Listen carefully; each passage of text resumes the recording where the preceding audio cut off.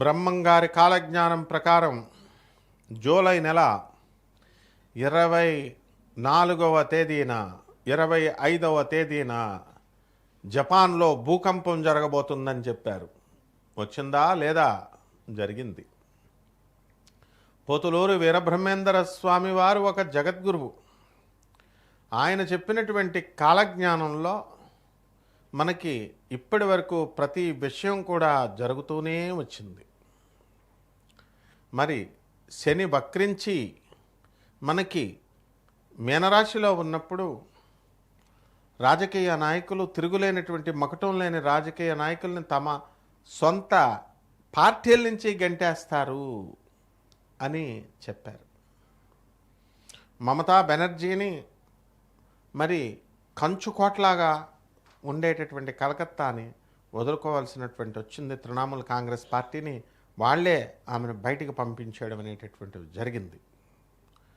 ప్రజలందరినీ కూడా బాగా నిరంకుశంగా పరిపాలించి నియంతృత్వ ధోరణితో వెళ్ళినటువంటి వాళ్ళందరినీ కూడా చెప్పుల దండతో వేసి ఊరేగిస్తారు అని బ్రహ్మంగారు చెప్పారు కాలజ్ఞానం. అలాగే జరిగింది. ఇప్పుడు తృణమూల్ కాంగ్రెస్లో ఉన్నటువంటి రాజకీయ నాయకుల్ని వాళ్ళు బీజేపీ గవర్నమెంట్ వచ్చిన తర్వాత మరి వీళ్ళందరినీ కూడా చెప్పులతోనే ఊరేగించడం అనేటటువంటిది జరిగింది.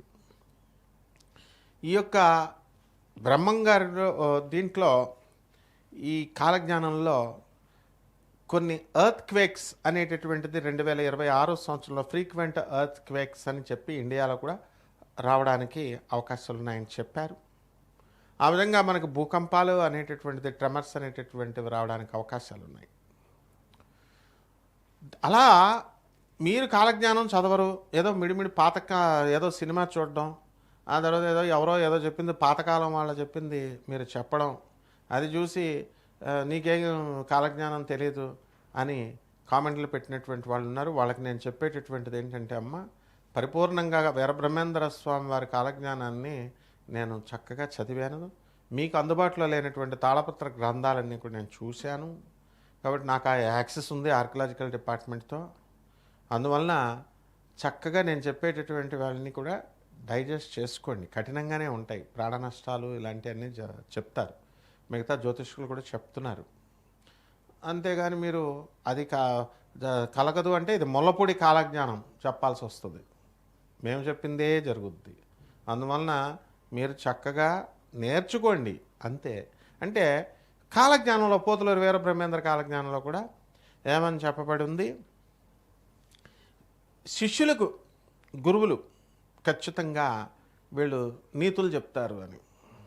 అంటే శిష్యుడు టీచర్స్ దగ్గర నేర్చుకోవాలి, గురువుల దగ్గర నేర్చుకోవాలి. శాస్త్రీయంగా చెప్పినప్పుడు, కఠినంగా ఉన్న ఓపెన్గా చెప్పినప్పుడు. అది లేకుండా మీరు సలహాలు ఇస్తున్నారా లేదా కొంతమంది, అదే ఇవన్నీ కూడా తోలు తీసేస్తానమాట. అలాంటివన్నీ నాకు చెప్తే మిగతా వాళ్ళకి చెప్పుకోండి. వెళ్ళి డిసిప్లిన్డ్గా ఆర్గనైజ్డ్గా మనం ఉండాలి, అదే జీవితానికి పరమార్థం అని చెప్పాడు ఆయన. ఇప్పుడు కలియుగాంతం జరుగుతున్నారు, భవిష్యమాలకి కరెక్ట్గా చెప్తోంది.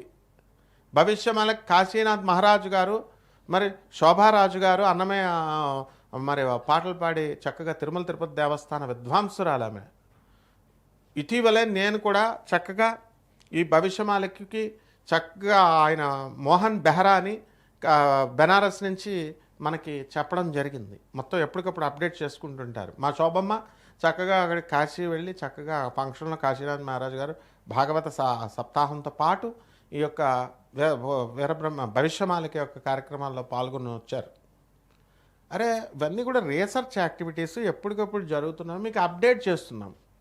సో దాన్ని డైజెస్ట్ చేసుకోవాలి. అంతేగాని బాగా తప్పులు చెప్పి అబద్ధాలు చెప్పేవాళ్ళు మాటలు వినడం, వాళ్ళకేమో నిజాలు చెప్పేవాళ్ళకి విమర్శిస్తే ఏం చేస్తాను, నేను తోలు తీసేస్తాను. Because I'm a teacher, I'm a professor.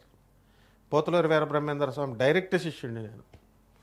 కాబట్టి పోతులూరు వీరబ్రహ్మేంద్ర స్వామి అర్థక్వేక్స్ వస్తాయన్నారు, వచ్చింది. జపాన్లో వచ్చింది, ఇండియాలో కూడా వస్తాయి, మీ ఊళ్ళో కూడా వస్తాయి. కాబట్టి నో ఎగ్జంప్షన్. ఎవరైతే ధర్మ మార్గంలో వెళ్తారో వాళ్ళకు మాత్రమే ఎగ్జంప్షన్స్ అనేటటువంటివి ఉంటాయన్నమాట. నెక్స్ట్, ఈ యొక్క హెవీ రైన్స్ ఉన్నాయి 2026లో అని చెప్పారు. వర్షాకాలం వచ్చింది. జూన్ 25వ తేదీ జరుగుతోంది. ఇప్పుడు మనం వచ్చేసాం. మరి వస్తాయి. అండ్ పంటలు అనేటటువంటివి మొత్తం అంతా కూడా రైతు కంటే కూడా ఏజెంట్స్కి, కమిషన్ ఏజెంట్స్ ఎక్కువ సంపాదిస్తారు అని చెప్పారు 2026లో. సో టమాటా పంట, మిర్చి పంట ఎక్కువగా రేటు పెరుగుతుంది అన్నారు. ఆనియన్స్ పంట పెరుగుతుంది. కాబట్టి రైతులు నేను చెప్పేది విని కాలజ్ఞానంలో నువ్వు చదవలేదు కదా, ఎవడో ఏదో పుస్తకం పట్టడం, 4 పద్యాలు, పాతకాలం పద్యాలు పాడేయడం, గడ్డాలు వేసుకొచ్చేయడం, చెప్పడం, ఇది కాదు. ఇది రీసెర్చ్ అండ్ డెవలప్మెంట్ వింగ్. ఇది పోతులూరు వీరబ్రహ్మేంద్ర స్వామి ఆర్కలాజికల్ డిపార్ట్మెంట్ పుస్తకాలన్నీ, తాళపత్ర గ్రంథాలు అవన్నీ కూడా మా దగ్గర ఉన్నాయి. అవి చూసి చెప్తున్నటువంటి మఠం వాళ్ళే మమ్మల్ని సంప్రదిస్తూ ఉంటారు. ఆ యాక్సెస్ మనకుంది. కాబట్టి ఈ భూమి యొక్క రేటు డౌన్ అవుతుంది 2026 సంవత్సరంలో. మనకి తెలంగాణలో రేవంత్ రెడ్డి గారు క్లియర్గా ముఖ్యమంత్రిగా ఉన్నప్పుడు రియల్ ఎస్టేట్ని ఆయన చక్కగా చూస్తున్నప్పటికీ కూడా ఆయన రేట్లు పెరగట్లేదని స్వయంగా ఆయనే ఒప్పుకున్నారు. ముఖ్యమంత్రి ఒప్పుకున్నారు. ఆఫ్టర్ ఆల్ మీరంతా. తర్వాత మూసీ నది దగ్గర నదుల ప్రక్షాళన జరుగుతుంది అన్నారు. మన రేవంత్ రెడ్డి గారు చక్కగా మూసీ నది ప్రక్షాళన చేస్తున్నారు. ఎవ్వడైనా సరే, వాడెంతటి మనగాడైనా సరే, నది చెరువుల దగ్గర కొట్టి పడేస్తాం హైడ్రా అన్నారు. ఇలా జరుగుతాయి. నెక్స్ట్ ఇక ఈ బంగారము రేటు పెరుగుతుంది, వెండి రేటు పెరుగుతుంది అన్నారు. బంగారం కంటే తో సమానంగా వెండి, రాగి, రజతము ఇవన్నీ కూడా పెరుగుతాయి. సో బంగారము డౌన్ఫాల్ మధ్యలో అయినప్పటికీ కూడా 1.8 అంటే 1,80,000 రూపాయల వరకు వెళ్ళిపోయినటువంటిది నేను క్లియర్గా ఈ నెలల్లో, మార్చి నెలల నుంచి ఇక్కడ వరకు వార్స్ జరుగుతాయని చెప్పాము. దాని ప్రకారమే ఈ యొక్క ఇరాన్ తర్వాత ఇజ్రాయెల్ యుద్ధాలు జరగడం, మరి వెంటనే బంగారం రేటు పడిపోతుందని చెప్పాను. 1,50,000 పడిపోయింది. మళ్ళీ జూన్ నెల 20వ తేదీ దాటిన తర్వాత రేటు పెరుగుతుందన్నాం. 1,55,000 యాజ్ ఆన్ దిస్ డేట్ 25వ తేదీకి జరిగింది. వెండి రేటు పెరుగుతుందన్నాం. 2,25,000 చిల్లర ఏదో అవుతుంది. సో బంగారంతో పాటు వెండి, రజతము, కాపర్ ఇవన్నీ పెరుగుతాయి. మహిళల్లో మన పరివర్తన వస్తుంది అన్నారు. అక్రమ సంబంధాలు పెరిగిపోతాయన్నారు. లివింగ్ ఇన్ రిలేషన్స్ చేయట్లేదా? డేటింగ్ రాలేదా? కోలివింగ్లు హాస్టల్లో రేవా? ఓయో రూములు రాలేదా? ఇవన్నీ బ్రహ్మంగారు కాలజ్ఞానంలో చెప్పారు. అంటే నీకు ప్రాచీన భాషలో చెప్పరు, డీకోడింగ్ చేయడం రావాలి.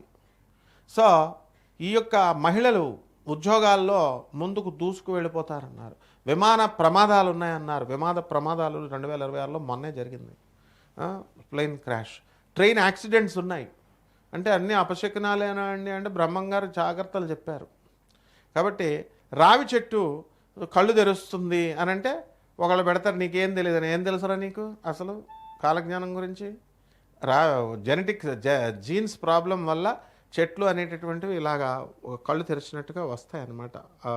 బొబ్బాస్కాయ వినాయకుడిలాగా ఇలాంటి వింతలు అనేకము జరుగుతాయి అన్నారు. వేప చెట్టు నుంచి పాలు వస్తాయి అన్నారు. జరిగింది ఇవన్నీ కూడా. బట్ ఇంకా అనేకమైనటువంటి విషయాలు బ్రహ్మంగారు చెప్పారు. మనం ఒక కాన్సెక్యూటివ్ సిరీస్ లాగా మనం తెలుసుకుందాం. శుభమస్తు.